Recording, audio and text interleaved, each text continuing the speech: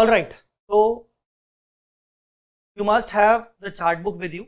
All right, now why I am discussing this topic from my chart book? Because I believe the chart I have made is better than the chart of institute. Okay, that is more easy, better to understand. Okay, now try to understand. First of all, what is contract modification? What is contract modification? Now this is not a new thing for you, because under leases also we have understood the lease modification. Under share-based payment transactions, Ind AS 102, we understood the modifications. What is modification? Change in the scope. Under financial instrument, we understood the modifications. Modification means change in the scope of the contract, change in the price of the contract. Understood? Especially the change in the scope of the contract.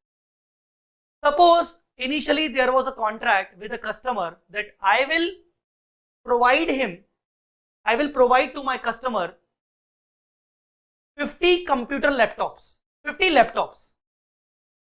I will provide him 50 laptops. The price of the transaction price of first one laptop will be 50,000 each. Now the delivery will be in parts. The delivery will be in two parts, 25. When I delivered the first 25 laptops, after the delivery of first 25 laptops, customer came to me and asked for another 30 laptops. That means the original one are 50, but another 30 laptops. Same configuration, same thing, everything is same. But now customer is asking me for more discount. Why? Because he is giving me more business. So customer is asking me more discount. Now, can this 30 additional laptops contract be treated as a separate one, or it is a part of the main contract? Next example. I am just giving you examples, but I am not telling you any answer of this. I am not giving you any solution. Next, there was a contract to deliver 50 number of laptops in two parts, 25. Customer came to me after first delivery of 25. Customer came to me that he doesn't need the rest 25 laptops. Instead, he needs 25 laptops of some other configuration, of some other company, of some high configuration. The configuration was initially decided, but now he needs the next 25 laptops. He doesn't need that, and instead of them, he needs 25 laptops of another category, another company, another configuration, some other prices involved. Understood or not? Clear or not? Third case. There was a contract. There was a construction contract service. I have entered into a contract with my customer. I will construct for my customer. I will construct a residential house. A 3 BHK, 4 BHK duplex residential house in a customer owned land. Okay. All the terms were decided. The amount agreed to be paid to me, to be charged from the customer was, let us say, 1 crore, 1 CR. Now, in the mid of the work, customer came to me. Like I told my customer that it will take 2 years to complete the construction. Now, in the mid of the work, customer came to me after 6 months and said that in addition to this construction service, he needs to build one parking area also on the very next land situated with the same construction building. So now he needs additional construction service from me, like the parking area, the park, the swimming pool, or he needs some additional services. What to do? Basically, contract modification, here we can understand contract modification is a change in the contract scope or price or both. Change here means increase in the scope, decrease in the scope, or adding some different goods and services. In other words, when you add certain goods or services or you provide some additional discount, you are effectively dealing with the contract modification. 115 set different accounting methods for individual contract modification depending on certain conditions. Now 115 has given us some conditions. Now these conditions are prescribed here. I will not discuss this. You can if after entire discussion you can read the same also, read this also, but I will discuss the same through my chart. Okay. Contract modification. I have created three different situations under contract modifications. I have created three different situations. I have created three different situations. Now the situation one, distinct goods and services are added at standalone selling price. Distinct goods and services are added at standalone selling price. Distinct goods and services are added at standalone selling price. Now what is this? First of all, what do you mean by distinct goods and services? What do you mean by standalone selling price? Now there are two different things. First of all, I need to talk about on distinct goods and services and standalone selling price. Distinct means totally different. Totally different. Distinct goods and services.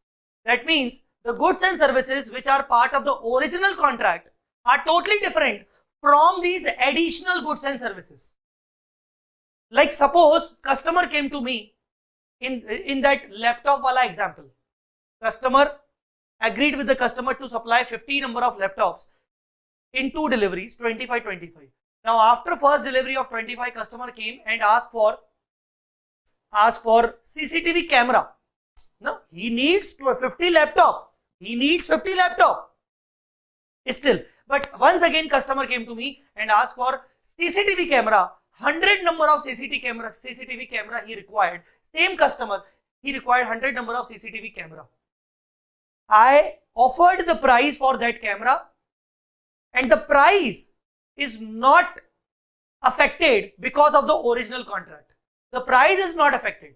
Since the customer is already purchased 50 laptops from me, that doesn't mean that I have given him some additional super discount on CCTV camera, not like that. So basically, is CCTV camera and computer laptop both are separate, distinct? Yes, distinct. Second, the price of CCTV camera which is offered by me and accepted by the customer is the standalone price of the camera only? Yes, because at the same price I used to sell these camera to other customers also. So the price is standalone price. It is not affected because of the original contract. Wow, very good. So if the same customer came to me, asked for another goods and services, such goods and services are distinct from the original contract and the agreed price is the standalone price for that distinct goods and services, then simply treat this as a separate contract. Do not disturb the original contract. Try to understand. Do not disturb the original contract of computer laptop. The contract of supplying 50 laptops, even though it is not yet completed, this contract is a separate contract, and contract of supplying CCTV camera is a separate contract. Treat the modification as a separate contract. This is a new contract, not a modification. Technically, it is a new contract. It is not a modification. There is only one thing, that customer is a common. All other things are different. The goods and service are different. Even the prices are not a standalone price. Now, there will be two separate contracts. Very simple situation, I think. It's a very simple situation. If the same customer came to you, even though you haven't fulfilled the first contract properly, completed the first contract, but the same customer came to you and asked for additional goods and services, such additional goods and services, suppose, are the distinct from the original goods and services involved in the original contract, and the price is also the standalone price, treat the same as a separate contract. Understood or not? First situation. Simple. Clear? Understood? Any doubt? Obviously no. Now, situation number 2. Now, situation number 2 and 3 are most important situations. We have 2-3 questions on these two situations also. So, I want you people to read the situation 2 first of all, not situation 3. Just read the situation 2 first of all, and then we'll discuss.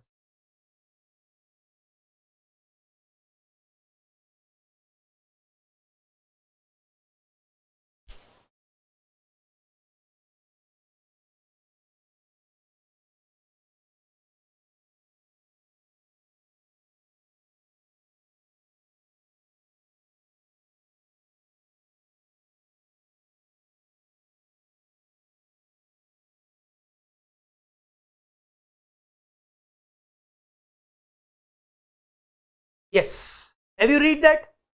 Simple. Take the same example. Original contract of supplying 50 laptops. Delivery to be made in 2 installments. 25 laptops first and then 25 laptops. Okay. Suppose I have delivered first 25 laptops to my customer. My customer came after the first delivery. My customer came and he ordered me 100 CCTV cameras, but this time he asked me for some super additional discount. Why? Because he have already purchased 50 laptops, he have already given me the business, so now he wants a special treatment. Basically, he needs a special treatment. So I have allowed him a super discount on the camera, on the CCTV camera, and the CCTV camera, the price at which the CCTV camera is being sold to my customer is not the standalone selling price, is not at the standalone selling price. If the same camera would have been sold to some other customers, definitely the price would be higher. Now, this is the example. Distinct goods and services are added, but not at the standalone selling price. Why? Because the contract is affected. The contract of CCTV camera, the price is affected because of the original contract. Now, the original contract is involved in this second contract. What to do? In that case, our Ind AS 115 says that as far as your original contract of 50 laptops was concerned, out of which you have already supplied 25 now, and if you have supplied 25, so you must have booked the revenue of for 25 laptops.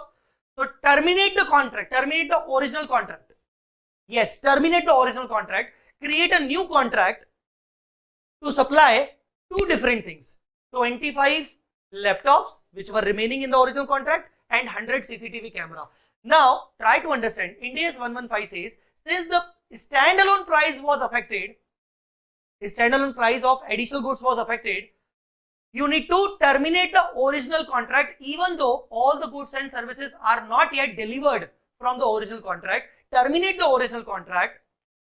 The revenue which was already booked from that original contract, no need to adjust that revenue, no need to touch that revenue. Okay, all right. Suppose I have already recognized revenue in respect of 25 laptops.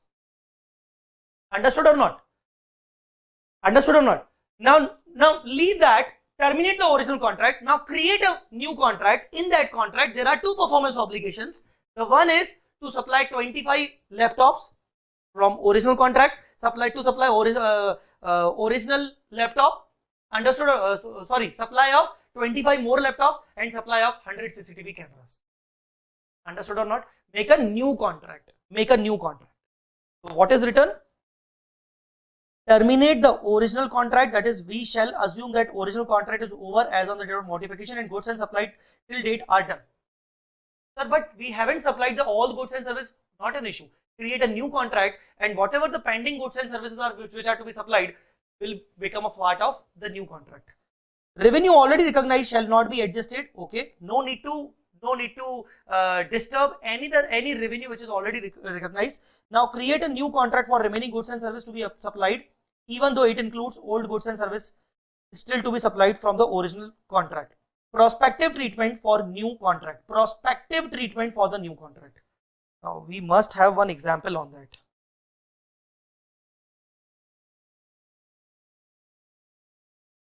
Yes, we have the example on this. Please look at the example. Look at the example. Original contract to supply 50 laptops. To supply 50 laptops, the price was 30,000 each. The price was 30,000 each. 20 already supplied, out of which 20 laptops have been supplied already. So this is the original contract. The price is 30,000 each. Now, same customer came to buy 100 AC, air conditioning equipments, 100 AC at 34,000 each, and this 34,000 is not the standalone selling price. Obviously, AC are distinct from laptop, so the situation 2 exists, but not at the standalone selling price. Okay. Now what will you do? See, when we have supplied 20 laptops already, we must have booked the revenue on 20 laptops at the rate of 30,000. So we have already booked the revenue of 6 lakh rupees. We have already booked the revenue of 6 lakh rupees. Fine. Now terminate the original contract. Like forget about the original contract. Okay, you have booked the revenue of 6 lakh rupees. Okay, all right, 20 laptops delivered. Fine. Original contract khatam. That means over. Now make a new contract. Make a new contract to supply 30 laptops and 100 ACs. Now what is the price of that contract? 30 laptops at 30,000 each. That means 9 lakh, and 100 laptops at 34,000 each. That means 3 crore 40 lakhs. So overall 34,000 into 100, na? So it is 34 lakhs, sorry, 34 lakh plus 9 lakh. So 43 lakhs. Now 43 lakhs. How to bifurcate this 43 lakh? I need to bifurcate this entire consideration of 43 lakh into 30 laptops and 100 ACs. Why? Because I can't do like this, that 9 lakh is only for 30 laptops and 34 lakh is only for AC. For AC, this 34,000 is not the fair value. For AC, this 34,000 is not the fair value. I can say that I have already collected some consideration of AC in my laptop. I can say this because the consideration of AC is affected. This is a super discounted price. This 34,000 is a super discounted price. So I can say that some amount of AC I have already collected in the form of laptop. So what I need to do? I need to bifurcate this 43 lakh into 2 parts. How much for AC and how much for laptop? How much for AC and how much for laptop?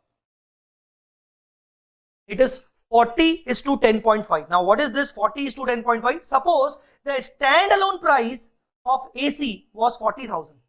Suppose the standalone price of AC was 40,000 and suppose the standalone price of laptop was 35,000. Suppose the standalone price of 40,000 and suppose the standalone price of AC and laptop was 40,000 and 35,000. What to do? I have calculated the weighted average prices. Weighted average prices. So 40,000 into 100, it becomes 40 lakhs.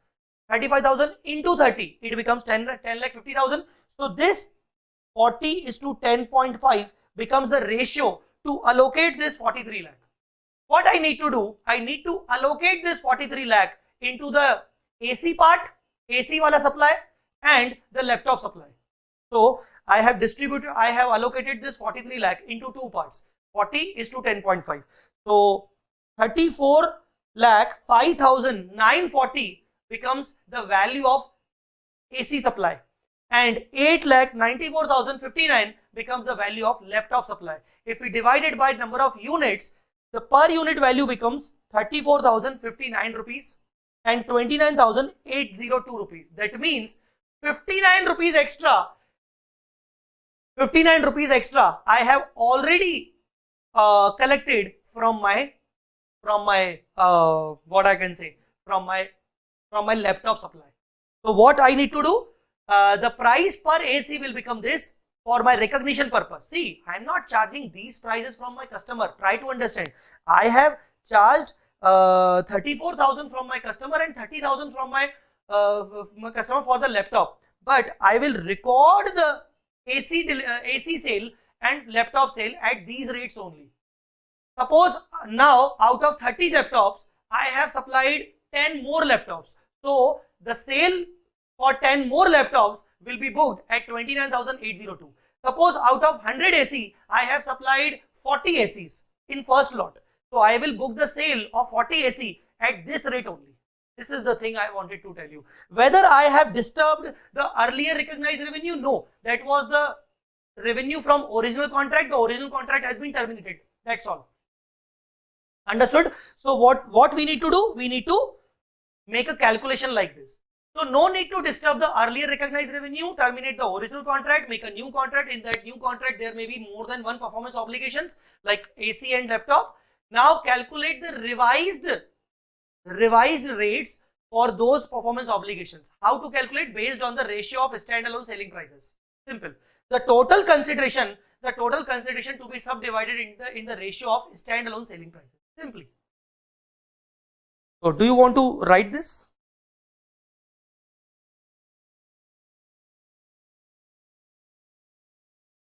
Do you want to write this? Of course, sir. Yes. So here it is.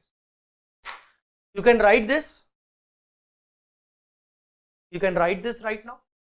All right. You can write this right now. I'll change the page. Count from 1 to 5. Then I'll change the page. 1,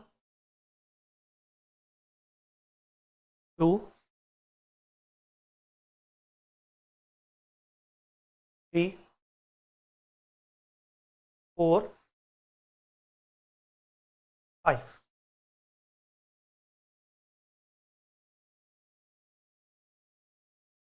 All right. The next.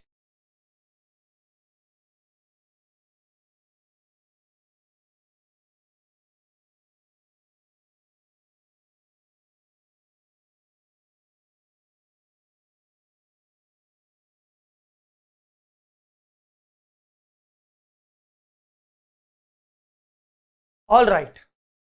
So this was a contract modification where distinct goods and services were added, but not at standalone selling. The standalone selling price was affected. So these are the two situations. Situation 1 was very simple. Situation 2, yes, situation 2 was very interesting. All right. Distinct goods and services were added, but not at standalone selling price. So we can say in our example, we can say that the price at which we are offering the AC, that is 34,000, is a super discounted value. Technically, some of the price of AC we have already charged in the form of laptop sale. So that is the reason we are doing this kind of working. All right. So situation 1 done, situation 2 done. What is situation number 3? What about situation number 3? What about situation number 3? Once again, you have to read the same and I will discuss them. Hello, hello, hello, hello, hello, hello.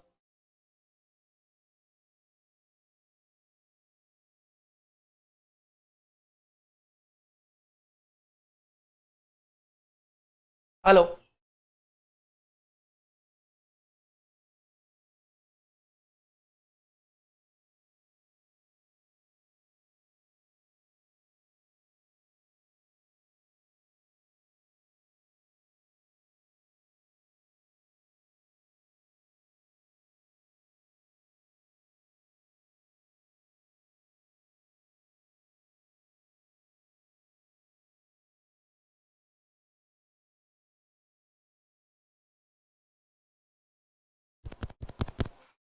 All right.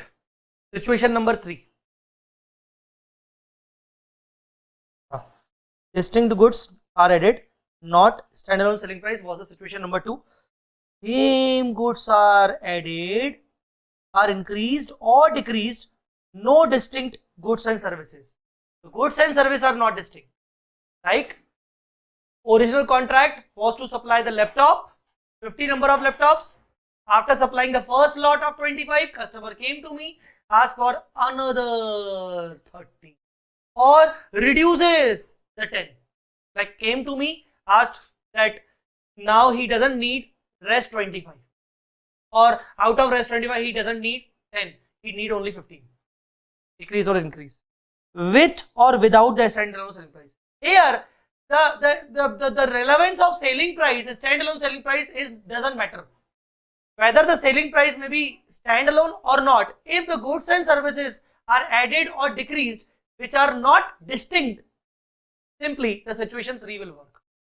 So you can say the situation 1 and 2 are similar, the situation 1 and 2 are for distinct goods and services. The situation 3 is for the goods and services which are not distinct. Now, modify the existing contract with such increase or decrease on a cumulative basis. My God. In the second situation, you need to terminate the original contract. Third situation, need to adjust the original contract only. No need to make a new contract. In the second situation, already recognized revenue was not to be disturbed, was not to be adjusted. But in this situation, already recognized revenue needs to be adjusted. So original contract needs to be changed. Modify the existing contract with such increase decrease on a cumulative basis. Any recognized revenue recognized shall be adjusted with a retrospective effect. What is that retrospective effect? Simply, suppose there is a contract to supply, there was an original contract to supply 50 laptops. After some time, customer came to me and asked for another 30 laptops of same configuration. The price may or may not be standalone. Okay, now what to do? I have already supplied 25 laptops, so I must have recognized the revenue in respect of 25 laptops. Okay, now how many laptops need to be supplied? 25 once again, but customer came to me and asked for another 30, so 25 plus 30, it becomes 55. The price may or may not be changed. So what I should need to do? I would think that if same 30 additional laptops would be a part of original contract initially, suppose the original contract would be of 80, what should be the revenue to be recognized till date? Simple. The idea is, if the added goods or services, that means the additional 30, could have become part of the contract at inception only, then how much revenue would have been recognized till date? Simple. Retrospective effect will be given in the existing contract, also known as cumulative catch-up approach. Now for this, we have one more example. See this. This is the example. No need to take the screenshot right now. Please understand that, and then when you pause the lecture, take the screenshot. So there was an original contract to supply 50 laptops at 30,000 per unit. Already supplied 20 laptops and recognized the revenue on 20 at 6 lakh rupees. Okay, understood. Customer came and asked to supply additional 15 laptop, 15. So initially 50 minus 20 supplied. So rest to be supplied are 30 plus 15, 45. Now 45 at negotiated price of 28,000. Okay, the price of next 15 laptop is affected, 28. Okay. Suppose this 15 would have become part of the original contract at inception only. The original contract would be of 50 plus 15, 65. So now we'll make a cumulative catch-up working. How the cumulative working will be done? Cumulative working means retrospective working. Original contract of 50 at 30,000 each. So it is 15 lakh revenue, overall consideration, not revenue. 15 new laptop at 28,000 each. So it becomes 4.2 lakh consideration. So the total transaction price is 19 lakh 20,000. And the 19 lakh 20,000 divided by 45 number of laptops, they are not distinct, na? So 1920 divided by 50, 65. It becomes 29,538, the revenue which we should recognize till date. Revenue that could have been recognized till date on 20 laptops. It should be 5,90,760. And the amount of revenue we have already recognized is 6 lakh. So now we need to reverse the revenue. Reversal of revenue by 9240. We need to reverse the revenue. We can say that we have recognized the excess revenue. this revenue will be recognized after some time when we will supply the further laptop. Now, when we will supply the further laptops, the price per unit at which we need to book the revenue will be 29,530, the weighted average price. This is basically what we call the weighted average price. This is called retrospective working, the cumulative catch-up approach. So if you compare the situation 2 with situation 3, under situation 2, the prospective treatment was given. Under situation 3, the retrospective treatment was given. Why? Because the goods and services added are not distinct. So yes, now the situation is crystal clear. You can write this, and we'll further discuss some questions. You can write this. Okay, take the screenshot.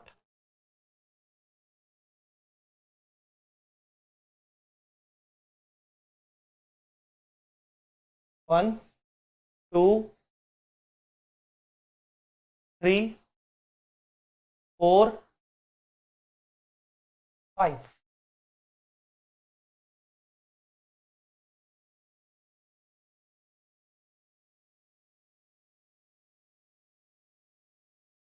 One,